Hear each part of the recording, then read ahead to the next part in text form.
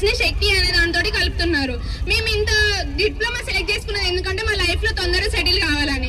అంతకంటే మించి మేము సెలెక్ట్ చేసుకున్నది ఎందుకంటే మా పేరెంట్స్ దగ్గర డబ్బులు లేవు. ఇదైతే తొందరగా సెటిల్ అవి మేము ఏదైనా హెల్ప్ చేయొచ్చు మా పేరెంట్స్ కన్నా ఉద్దేశంతో మేము డిప్లొమాని ఎంచుకున్నాం. సడన్ గా ఇలా సడన్ స్కీమ్స్ తీసుకొస్తే మా పాలిటెక్నిక్ విద్యార్థుల జీవితాలు ఏమనుకుంటున్నారు? మాకు ఎంప్లాయ్మెంట్ అనేది ఉండదు, మేము ఎలాంటి ఏం చేయడానికి కూడా అవకాశాలు ఉండవు. మేము 3 రోజుల నుంచి చేస్తున్నా కూడా గవర్నమెంట్ నుంచి ఎలాంటి స్పందన లేదు. మేము ఇంతగానో ర్యాలీ చేస్తుంటే పోలీస్ వాళ్ళు వచ్చి కూడా మీరు ఇక్కడ చేస్తే ఏముంటుంది అని చెప్పేసి మా మీదకే బెదిరిస్తున్నారు.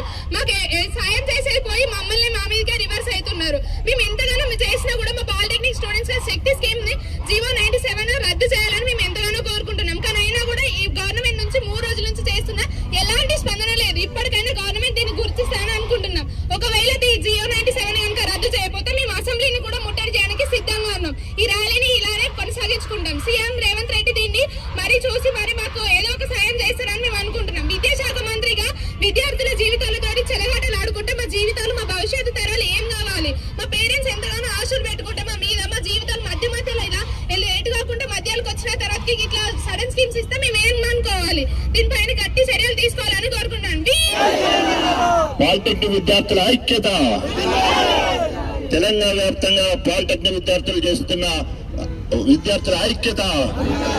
వారు చేస్తున్న పోరాటం వారు చేస్తున్న పోరాటం 097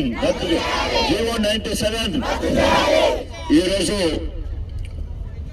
స్టేషన్ గన్పూర్ నియోజకవర్గ కేంద్రంలో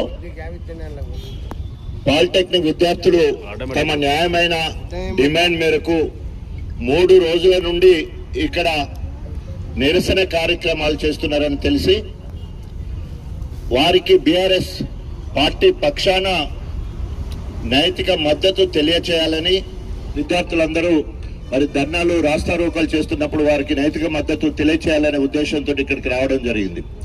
అదేవిధంగా పాలిటెక్నిక్ విద్యార్థులకు పూర్తిగా 97 జీవో రద్దు చేసే వరకు వారికి వ్యక్తిగతంగా తోడుంటాం, పార్టీ పరంగా తప్పకుండా కొట్లాడతామని చెప్పేసి తెలియజేసుకుంటూ, విద్యాశాఖ మంత్రిగా కూడా రేవంత్ రెడ్డి ఉన్నాడు కాబట్టి మరి ఆయన కింద ఉన్న వాళ్ళతో చెప్తాడా, ప్రభుత్వ అధికారులతో చెప్తాడా, వెంటనే జీవో రద్దు చేయాలని డిమాండ్ చేస్తూ రేపు రాబోయే రోజులలో మీరు చేసే పోరాటానికి మీకు 100కు 100% మీకు చేదోడు వాదోడుగా ఉండి అన్ని రకాల సహకరించి 97 జీవోను రద్దు చేయించే వరకు మీకు తోడుంటామని చెప్పేసి తెలియజేసుకుంటూ